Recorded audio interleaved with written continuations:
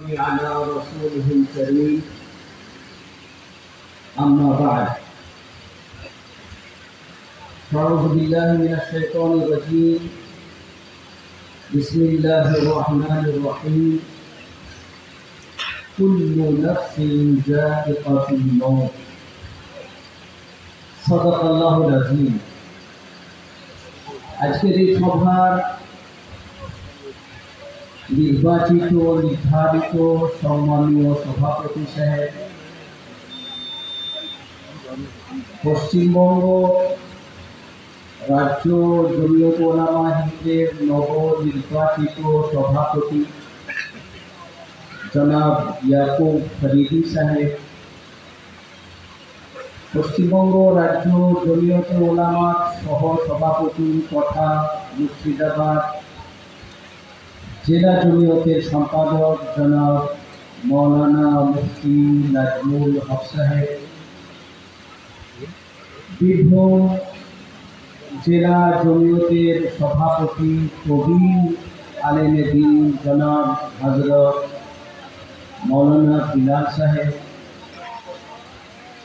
মেমারি জামিয়া ইসলামিয়ার শেখুল হাদিস জনাব মৌলানা আমানতুল্লাহ সাহেব, আরও অনেক আলেম ওলামা বক্তা, বয়োজ্যেষ্ঠ হাফেজ কারি ওলামা উজ্জাজদের একটা বড় জমায়েত এখানে উপস্থিত। সকলকে শ্রেণীগতভাবে সালাম, শ্রদ্ধা ও শুভেচ্ছা জানাই। হযরত মৌলানা মুফতি জবির হোসেন সাহেব রহমতুল্লাহ আলাইহ, তিনি খুব আল্লাহর প্রিয় বান্দা ছিলেন, এতে কোনো সন্দেহ নেই। কারণ আজকের এই জমায়েত তার একটা জ্বলন্ত প্রমাণ যে শুধু বীরভূম জেলা নয়, পশ্চিমবাংলার বিভিন্ন জেলা থেকে বহু মানুষ এখানে উপস্থিত হয়েছেন তার মহব্বতে। আজকে যখন আমি গাড়ি নিয়ে এখানে ঢুকছিলাম, যেদিনে জানাজা করার উদ্দেশ্যে আমরা এসেছিলাম, অনেক দূর থেকে রাস্তা জ্যাম হয়ে গেছিল, প্রবেশ করা যাচ্ছিল না, এত গাড়ি আর এত মানুষ। আজকেও ঠিক যেন ওই রকমই একটা দৃশ্য নজরে আসলো যে তাই তো গাড়ি কোথায় পার্কিং করবো, আমাকে রাস্তাতেই গাড়ি ছেড়ে দিয়ে হেঁটে হেঁটে আসতে হবে। এটা একটা জ্বলন্ত প্রমাণ যে নিঃসন্দেহে তিনি একজন আল্লাহর খুব প্রিয় বান্দা ছিলেন। আমরা অনেক মূল্যবান বক্তব্য বিভিন্ন বক্তাদের মুখ থেকে শুনেছি। এই কিছুক্ষণ আগে বীরভূম জেলার সভাধিপতি এবং বর্তমান সরকারের খুব সক্রিয় কর্মী জনাব তাজুল ভাই, তিনি তার বক্তব্যে কিছু সংক্ষিপ্ত কার্যকারী শুনেছেন যে তিনি কত বড় মাপের বুজুর্গ ছিলেন, আল্লাহর ওলি ছিলেন।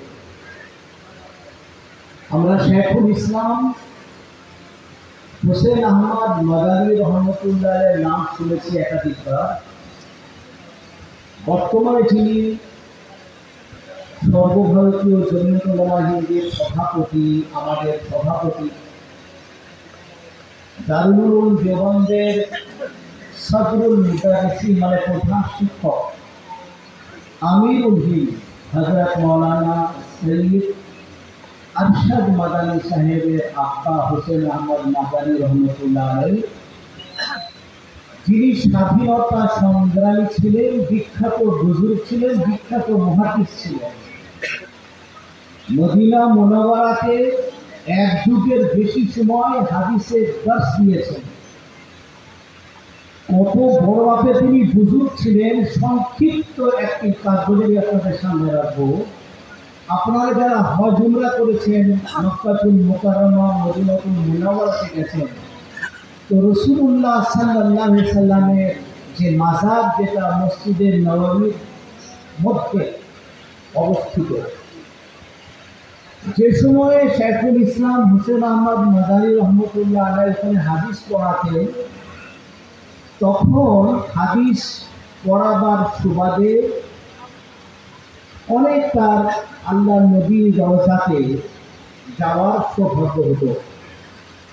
সাধারণত কোনো রাষ্ট্রপ্রধান যখন মক্কা বা মদিনাতুল মুনাওয়ারা তারা যান, তো রাষ্ট্রপ্রধানের সম্মানার্থে কাবা ঘরের মূল কাবা ঘরের যে চাবি, যেটা কালো গিলাফে ঢাকা, সেই কাবা ঘরের যে দরজা, যেটা পুরো সোনার তৈরি, সেই চাবি খুলে দেওয়া হয় সেই রাষ্ট্রপ্রধানের সম্মান রাখতে, যে তিনি সেই ভিতরে গিয়ে নামাজ পড়বেন।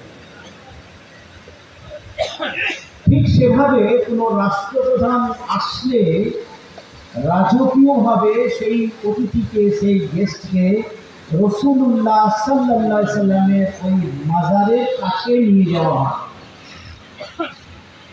হযরত মাওলানা হুসেন আহমদ মাদানী রহমতুল্লাহ আলাইহি তিনি যখন রওজার দিকে দরুদ ও সালাম পেশ করার জন্য, আল্লাহ নবীর রওজাতে সালাম পেশ করার জন্য যখন তিনি যেতেন, তো তার পিছনে পিছনে মসজিদের নববীর খুদ্দামরা, খাদেমরা, সেবকরা ছুটতেন। বহু মানুষ যারা বিভিন্ন দেশ থেকে জিয়ারতের উদ্দেশ্যে সেখানে থাকতেন, তো তারা জিজ্ঞাসা করতেন, এই ভদ্রলোক তিনি কে? কোনো দেশের রাষ্ট্রপ্রধান? বললেন না, তিনি এখানকার একজন বড় মাপের মুহাদ্দিস, তিনার নাম হচ্ছে হুসেন আহমদ। বলে ইনি কোনো দেশের রাষ্ট্রপ্রধান বা প্রধানমন্ত্রী এরকম কেউ নন? বললেন না।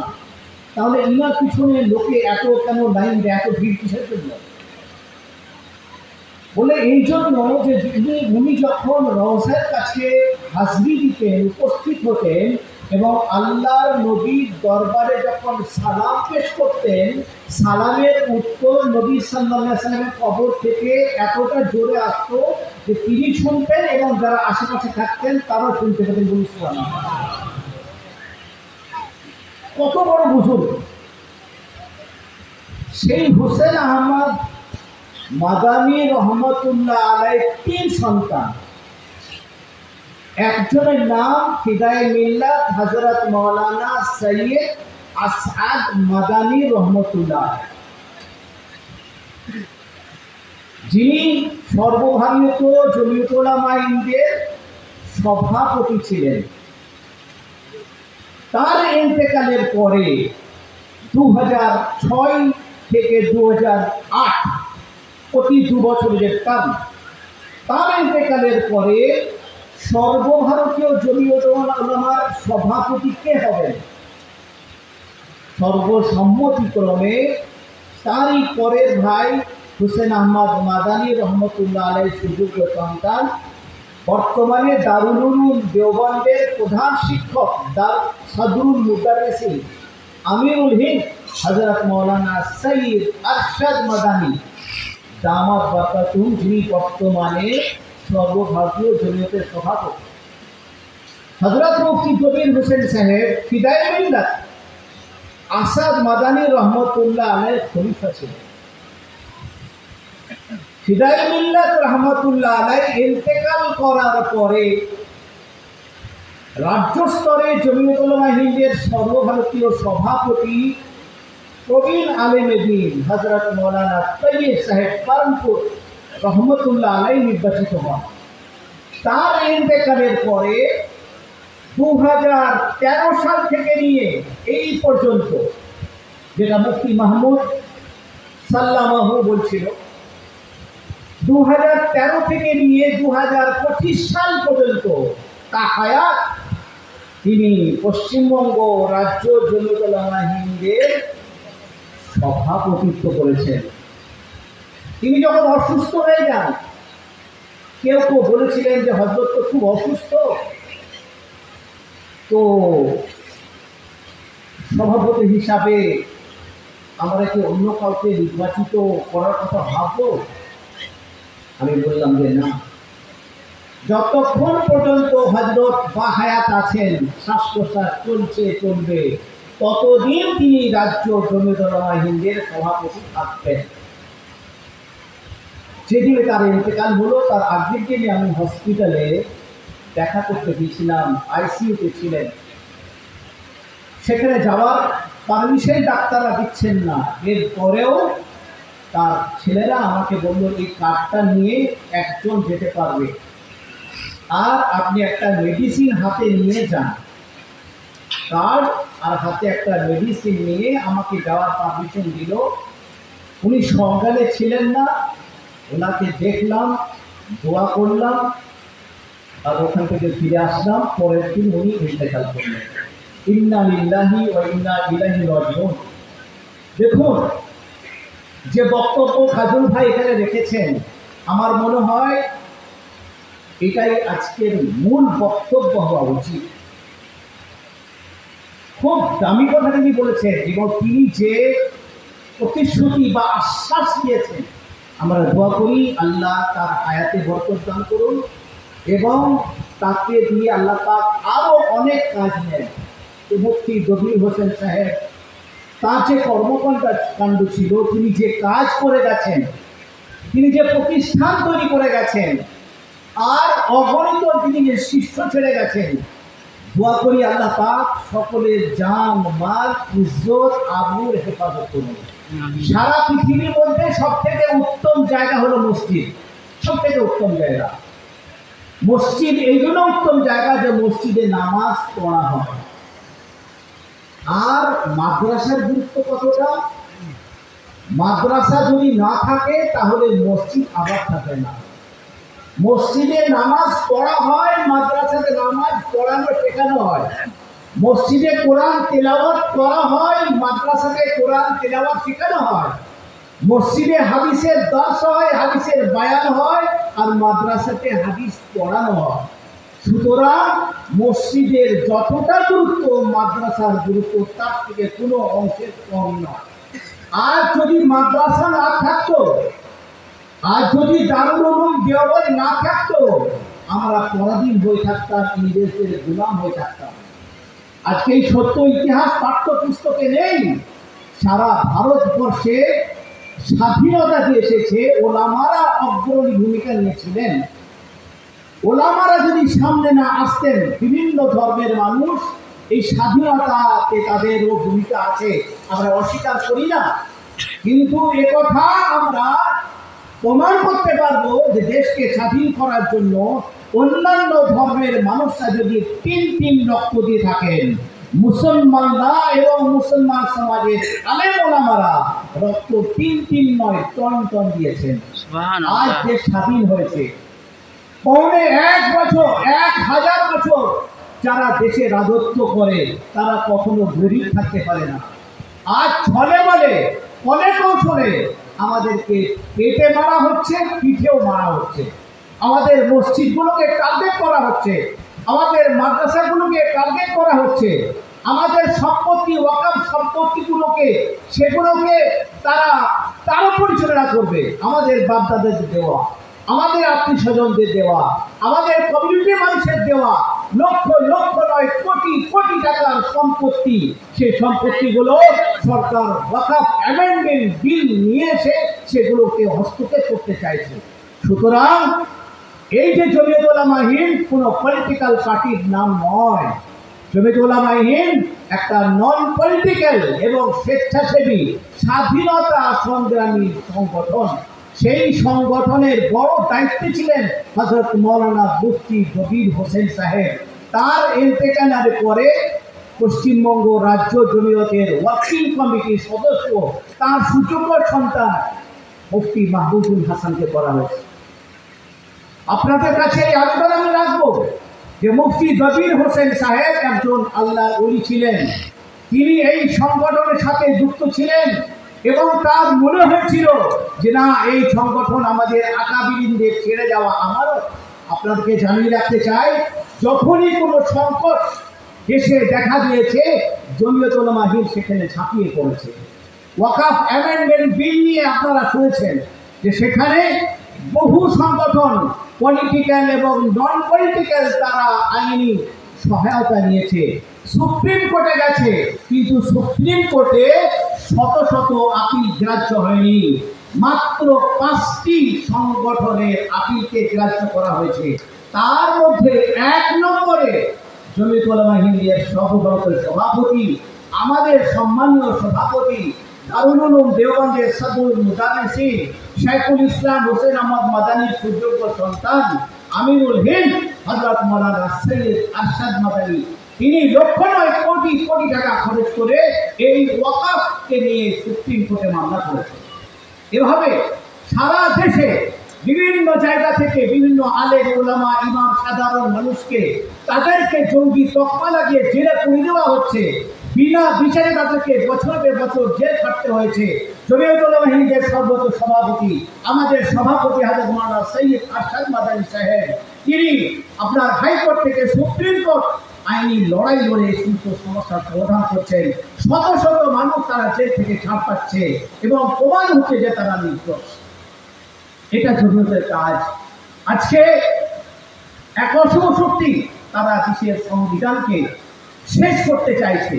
আমরা যে ভোট প্রয়োগ করি, ভোট, যে ভোটের মাধ্যম দিয়ে সরকারের পরিবর্তন ঘটে, আজকে দুঃখের বিষয় যে আজকে কেন্দ্রে যে সরকার আছে সেই সরকার মুসলিমদের ব্যাপারে, যেখানে প্রধানমন্ত্রীজি তিনি বলেন সবকা সাথ, সবকা বিকাশ, সবকা বিশ্বাস,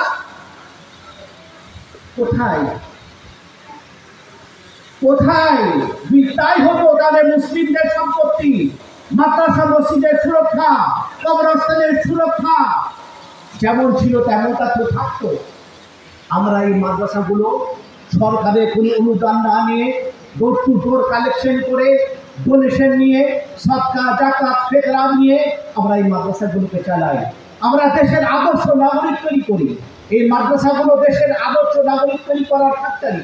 আপনারা বলুন, আজকে সরকার লক্ষ 9 কোটি কোটি টাকা খরচ করছে যে মানুষ যাতে বিনা টিকিটে ট্রেন সফর না করে, ট্রেনে যাতায়াত না করে, তার জন্য কোটি কোটি টাকা খরচ। আপনারা বলুন, যারা বিনা টিকিটে ধরা পড়ে জেল খাটছে তাদের মধ্যে 1% 100-র মধ্যে একটা খুঁজে পাবেন না যারা মাদ্রাসা প্রোডাক্ট। আজকে সরকার লক্ষ 9 কোটি কোটি টাকা খরচ করছে যে মানুষ নেশা দ্রব্য ত্যাগ করুক। যারা মাদ্রাসা প্রোডাক্ট, মাদ্রাসা পড়ুয়া, একটাও পাবেন না 100-র মধ্যে যারা মদ খায়, যারা জুয়া খায়, যারা ভাঙ খায়, কেউ নেশা করে না। তাহলে দেশের আদর্শ নাগরিক তৈরি করার ফ্যাক্টরি হচ্ছে এই মাদ্রাসাগুলো। মুফতি জহির হোসেন সাহেব রহমতুল্লাহ আলাইহ যে স্বপ্ন দেখেছিলেন, যে মাদ্রাসা তিনি তৈরি করেছিলেন, এই মাদ্রাসাকে টিকিয়ে রাখার দায়িত্ব, যেটা কাজল ভাই বলছিলেন আপনাদের আমাদের সকলে, তিনি তার সাধ্যমতো এর সাথে সহযোগিতার হাত বাড়িয়ে দেওয়ার প্রতিশ্রুতি দিয়েছেন। সরকারি ফান্ড থেকে হোক, তার ব্যক্তিগত ফান্ড থেকে হোক, আমরা যারা এখানে উপস্থিত হয়েছি, যে আমরা বলি এই প্রতিষ্ঠানকে টিকিয়ে রাখার জন্য, তার স্বপ্নকে বাস্তবায়িত করার জন্য আমরা জান মাল দিয়ে সাহায্য সহযোগিতা করবো ইনশাআল্লাহ। ইনশাআল্লাহ। নারায়ে তাকবীর, আল্লাহু আকবার, নারায়ে তাকবীর, আল্লাহু আকবার। আমরা অতি সত্তর কলকাতাতে কাবা শরীফ আমরা অনেকে দেখিনি, হজ আমরা অনেকে দেখে করিনি, সেই কাবা শরীফের ইমাম সাহেবকে প্রধান অতিথি করে নিয়ে এসে তার পিছনে নামাজ পড়ার সৌভাগ্য ইনশাআল্লাহ আপনাদের হবে। অক্টোবরের শেষে বা নভেম্বরের শুরুতে তার তারিখ আমরা ইনশাআল্লাহ ঘোষণা করব। আপনাদেরকে আগাম জানিয়ে রাখলাম, তার জন্য আপনারা প্রস্তুতি নেবেন। আর যখনই ডেট নির্ধারণ হয়ে যাবে, তারিখ নির্ধারিত হয়ে যাবে, আপনাদেরকে জানিয়ে দেওয়া হবে, সেখানে আসবেন। সর্বভারতীয় সভাপতি আরশাদ মাদানী সাহেবের নেতৃত্বে সারা বাংলার মানুষকে আমরা এক জায়গায় করব এবং একটা মেসেজ আমরা দিতে চাই সেখান থেকে, যে আমরা আমাদের দেশকে যেমন রক্ত দিয়ে স্বাধীন করেছি, এই দেশের সংবিধানকে দরকার হলে আমরা রক্ত দিয়ে রক্ষা করবো ইনশাআল্লাহ। আমরা যুগ ধরে জাতি, ধর্ম, বর্ণ নির্বিশেষে আমরা এখানে মিলেমিশে বসবাস করি। এটাই ভারতবর্ষের কালচার, এটাই ভারতবর্ষের সৌন্দর্য। সুতরাং সেই কালচারকে আমরা বজায় রাখতে চাই, সেই সৌন্দর্যকে আমরা বজায় রাখতে চাই। আজকের এই সভায় যারা এখানে জাতি ধর্ম বর্ণ নির্বিশেষে যারা এখানে উপস্থিত হয়েছেন মুফতি জবির সাহেবের অনুরাগী, তার শুভাকাঙ্ক্ষী, তার হিতাকাঙ্ক্ষী, তার শিষ্য শুধু মুসলিমরা ছিলেন না, অনেক অমুসলিমরাও ছিলেন। সুতরাং আমি কথা আবার রিপিটেশন করছি যে জাতি বর্ণ ধর্ম নির্বিশেষে যারাই তার অনুরাগী ছিলেন, শিষ্য ছিলেন, যারা এখানে উপস্থিত হয়েছেন, সকলের উপস্থিতকে আল্লাহ পাক কবুল করুন। আমরা যারা এখানে বক্তব্য রাখলাম, আমাদের পড়াশোনাকে কবুল করুন। আর তার সাথে সাথে মুফতি সাহেবের ছেড়ে যাওয়া এই যে প্রতিষ্ঠান, মাতার যে চিন্তা ভাবনা, এই প্রতিষ্ঠানকে আল্লাহ পাক যেন কিয়ামত পর্যন্ত যেন অটুট রাখেন। আল্লাহ পাক আমাদের সকলকে কবুল করুন, আমাদের মজলিসকে কবুল করুন, আমাদের আশাকে কবুল করুন, আমাদের বসাকে কবুল করুন, আমাদের পড়াশোনাকে আল্লাহ কবুল করুন, আমাদের জান মান ইজ্জত আবরু আল্লাহ পাক হেফাজত করুন। জাযাকুমুল্লাহ খায়রা। এগুলি আমার বক্তব্য এখানে শেষ করলাম। ওয়া আখিরু দাওয়ানা আলহামদুলিল্লাহি রাব্বিল আলামিন। আসসালামু আলাইকুম ওয়া রাহমাতুল্লাহি ওয়া বারাকাতুহু।